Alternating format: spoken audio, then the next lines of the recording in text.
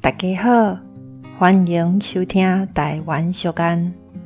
今仔日要甲大家介绍的俗谚是拍人喝救人。若有人在相拍，一定是互拍的在喝救人，哪会是拍人的在喝呢？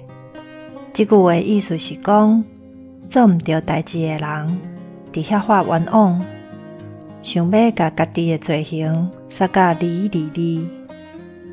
比如讲，有两个囡仔伫咧抢糖仔食，大汉的甲细汉的母甲骂吼，煞翻头甲爸母斗，讲是细汉的先出手，这就真正是拍人的在发救人。